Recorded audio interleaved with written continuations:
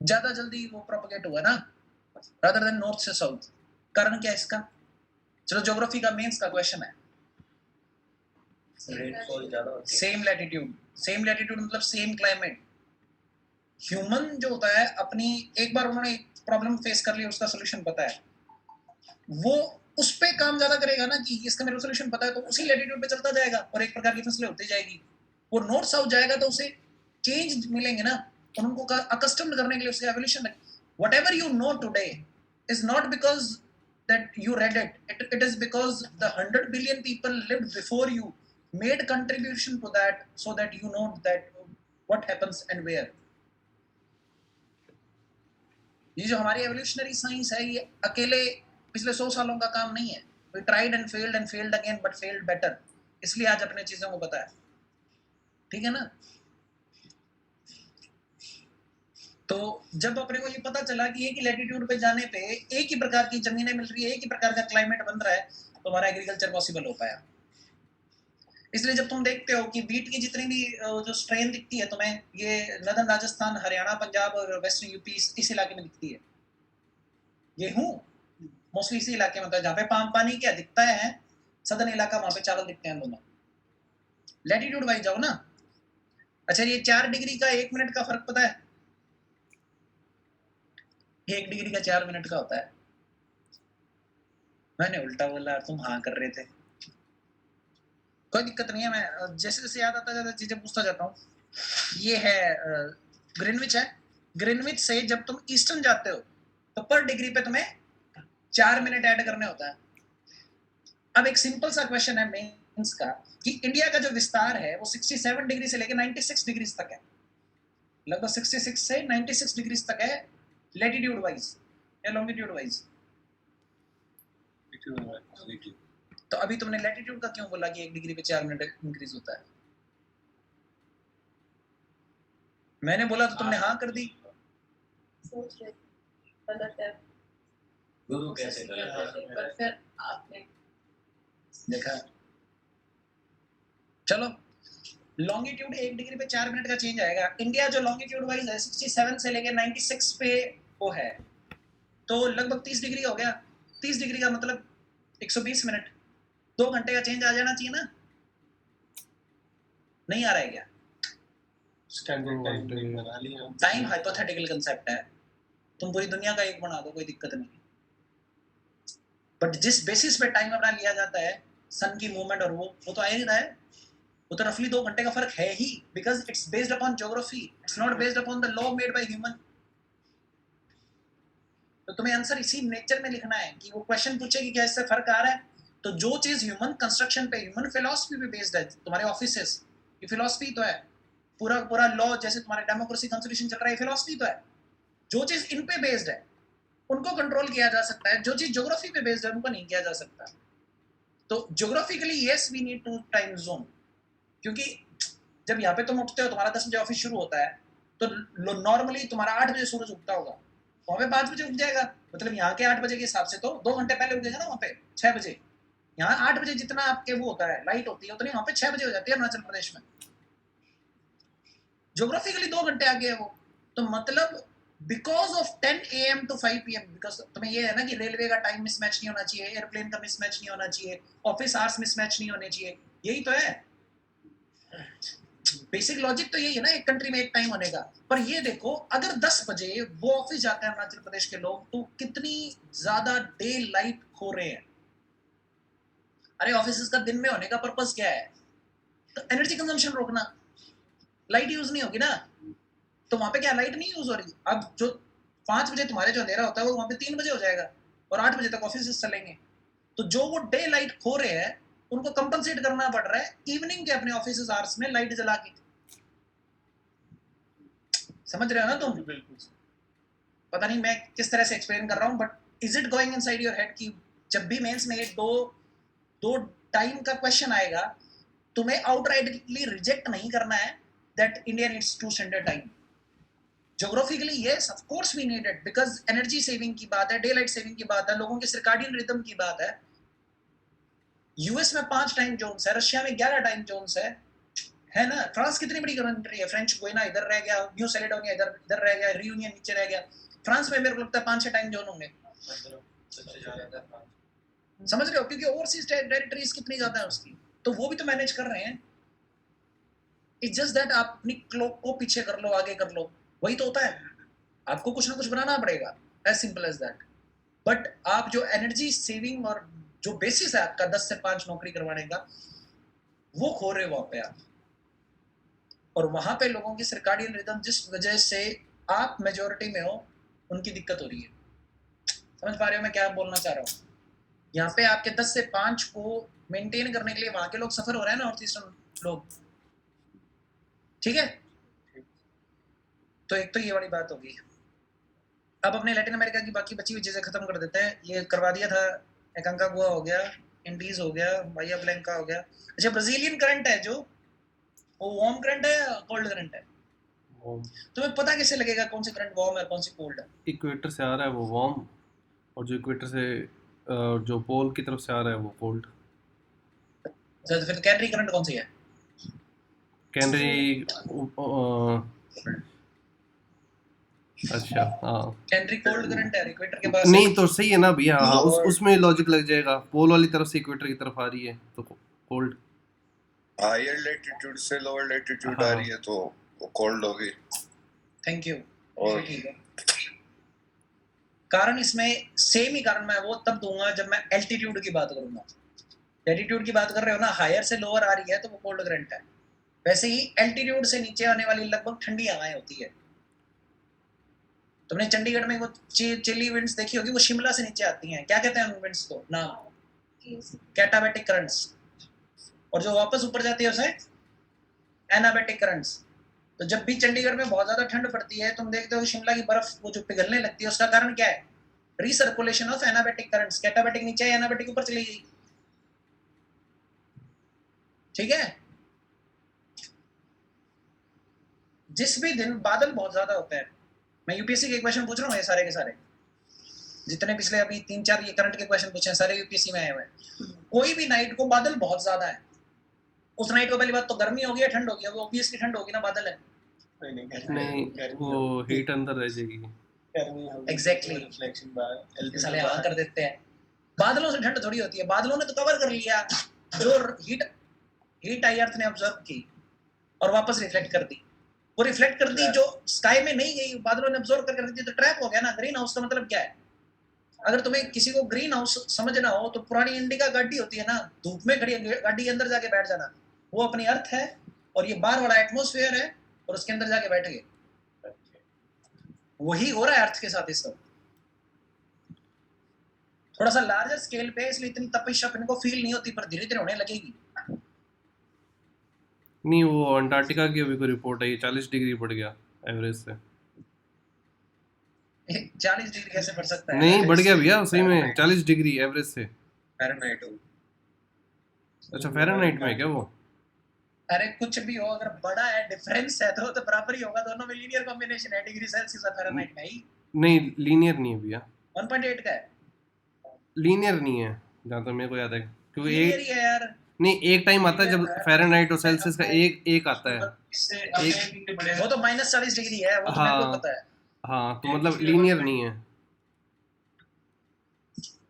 अरे तो भी 140 का मतलब यार 25 एक तो हो गया, 1.8 है तो भी तो 40 डिग्री बोला है। 40 डिग्री मतलब 25 डिग्री सेल्सियस टेम्परेचर बढ़ गया एवरेज से। हाँ मतलब काफी 200 सालों में एक डिग्री। अरे नहीं, वो -46 से था, सिर्फ अंटार्कटिका में हुआ है। Scientist have experience something phenomenal. वो बोला एक साल के अंदर अंदर -40 से वो 0 के ऊपर आ रहा है। अच्छा, तो इन दैट टर्म्स वो उनको खुद ही समझ आ रहा है। हाँ, किसी एक दिन का था पर्टिकुलर का दोनों। वो वाला तो 1.5 बढ़ेगा आईपीसीसी की रिपोर्ट के हिसाब से 2000। ठीक मैं समझ गया, पर मैं क्वेश्चन कुछ और पूछ रहा था। कहाँ था मैं? बादलों पे इन्वर्जन ऑफ टेम्परेचर। हाँ, अगर रात को तुम्हें गर्मी फील होती है, उसका क्या कारण हो सकता है? 2019 का प्री का क्वेश्चन है, 4 ऑप्शन है। In a cloudy night you feel warmth, it is because of, ऐसे करके कुछ क्वेश्चन है।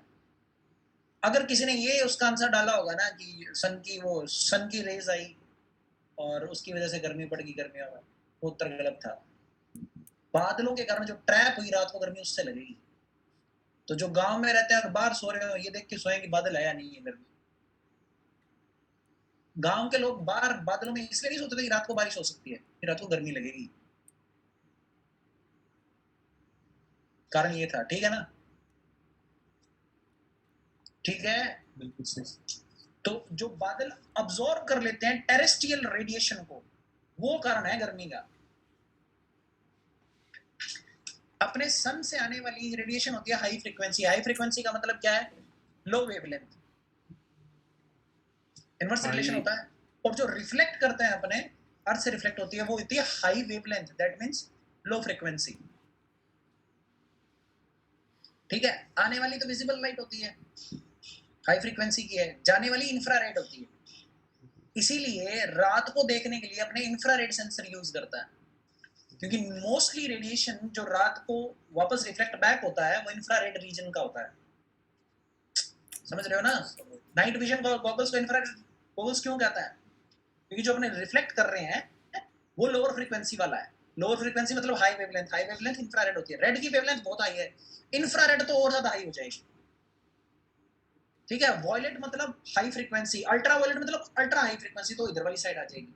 मतलब इस तरह से तुम वो बना सकते हो। जैसे ये टेबल है, यहाँ पे विजिबल रीजन है, वॉयलेट की इधर होती है, रेड इधर होता है, तो इंफ्रारेड इस तरफ होगा, अल्ट्रा वॉयलेट इस तरफ होगा।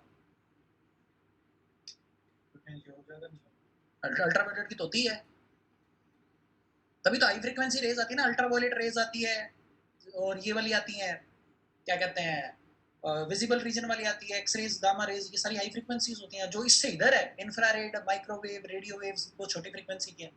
इसलिए भी जितने अपने काम काज हैं नॉर्मल लाइफ के वो उस रेंज में होते हैं जो लो फ्रीक्वेंसी के हो, क्योंकि हाई फ्रीक्वेंसी का मतलब है हाई एनर्जी जो आपकी बॉडी को खराब कर सकती है।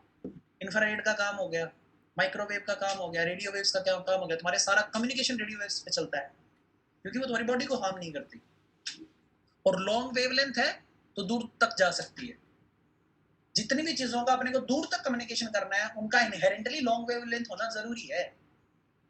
जैसे कि ट्रैफिक की रेड लाइट का होना, वो लॉन्ग वेवलेंथ है। वो रेड ही इसीलिए बनाई गई रुकने के लिए क्योंकि वो बहुत दूर तक दिखाई देगी। अगर तुम्हें विश्वास ना हो तो तुम एक बहुत बड़े क्राउड में बहुत सारी कुर्सियां रख देना, तुम इजीली गिन पाओगे कितनी कुर्सियां रेड कलर की है। जितनी भी बड़ी बड़ी कोचिंग की होर्डिंग्स होती है जिनको हाईलाइट करना होता है वो रेड में हाईलाइट करते हैं क्योंकि सबसे पहले दिखता है वो। एक कमरे में आने के बाद इस कमरे में आने पे सबसे पहले नजर इसके ऊपर पड़ेगी, रेड कलर की शर्ट पहन रखी है इसने, because of physics it has high wavelength. Logic नहीं समझ में आ रहा? बिल्कुल सही सर, आ रहा सर, वो लड़का स्मार्ट भी है। क्या वो लड़का स्मार्ट है इसलिए दिखता हूँ, मेरे एड से क्या फर्क पड़ता है? रंजू को बोला ही रंजू। ठीक है ना? अब देखो क्वेश्चन नॉर्मली आएंगे। एनर्जी चाहिए होती है एक प्लांट को बड़ा होने के लिए, तो उसके ऊपर वो कहेगी कि ब्लू लाइट मारे या रेड लाइट मारे। आंसर क्या दोगे? ब्लू। वो मेरुआना की जो खेती हाँ। कुती करते हैं ना घरों में, वो ऐसे लगा के रखते हैं ना, वो वाली बेंगलोर में बिल्कुल, पकड़े गए थे। इसीलिए लगा के रखते हैं बैंगनी कलर की, वायलेट कलर की। फील आ रही है तुम्हें कुछ?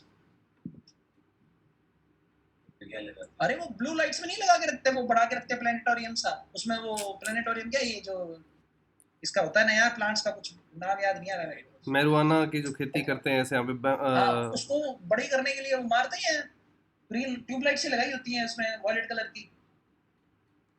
अबे बांग्लादेश से आए हो क्या? किसी ने नहीं देखा? चलो ठीक है। एनीवे तो एलोंगेटेड प्लांट बनाने के लिए अगर क्वेश्चन आए इनमें से कौन सी लाइट प्रेफरेबल होगी, तो तुम हायर फ्रीक्वेंसी वाली चुनोगे, that is violet, ultra violet. Make sense, because energy ज्यादा चाहिए होगी, वो इलोंगेटेड बनेंगे। किसी को ड्वार्फिज्म पे रखना है तो कौन सी लाइट यूज करोगे? और किसी को नॉर्मल रखना है तो visible light, because it has a combination of all these things. इसीलिए जो नॉर्मल प्लांट्स है वो विजिबल लाइट में ग्रो करता है। जिसे वो हाई रेट पे ग्रो करवाना हो, उसके अंदर अपने बैंगनी लाइट लैब्स में नहीं देखी हुई तुमने प्लांट के ऊपर, क्योंकि एलोंगेटेड करवाना होता है उनको, बैंगनी कलर की होती है। वहां रेड कलर की देखी है तुमने आज तक कभी किसी भी लैब में? साइन जरूर होता है रेड कलर का। अरे कहीं भी आ सकता है, कॉमन सेंस नॉलेज है। आई एम सरप्राइज्ड कि तुम सारे ऑस्ट्रक हो रखे हो कि तुम्हें पहली बार पता चलती है ये चीजें। यहाँ पे है ना तेरे को तो पता ही है बेटा, तू तो बचपन से शानदार है, आदमी तगड़ा है तू तो। तीनों की तो बात ही नहीं करनी भाई। 20 क्वेश्चन अटेम्प्ट करता है 5 ही गलत होते हैं, 40 अटेम्प्ट करता है 8 ही गलत होते हैं, तो भाई ऊपर अटेम्प्ट ही नहीं करता। वो अलग है। अच्छा एनीवे अब अपने कुछ और बात करते हैं। अब अपने चलो नॉर्थ अमेरिका पे। साउथ अमेरिका कुछ और याद आएगा तो मैं बता दूंगा। ज्योग्राफी क्लास ऐसे ही होगी, मैं ये चीजें बताता रहता हूँ, अगर कोई लिख रहा है तो लिख लो, जो नहीं लिख रहा वो ना लिखो, ऐसे सीख रहा हूँ, ठीक है। मैं इसमें एक और पूछ रहा था, रेडियो वेव्स का कुछ पूछ रहा था। अच्छा स्काई वेव, सरफेस वेव में फर्क हो सकता? स्काई वेव और स्पेस वेव और इनमें कुछ फर्क होता है? यूपीएससी ने एक बार एक क्वेश्चन पूछा था कि जो सैटेलाइट के साथ अपना कम्युनिकेशन होता है उसमें जो वेव्स यूज होती हैं, तो दोनों ऑप्शन थे, स्काई वेव और स्पेस वेव।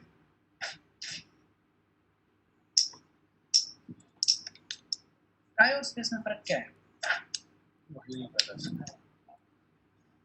ऊपर शायद जो एक एनोस्फेयर में शायद वहाँ कोई दिक्कत होती हो तो शायद कोई आइडिया नहीं दिया।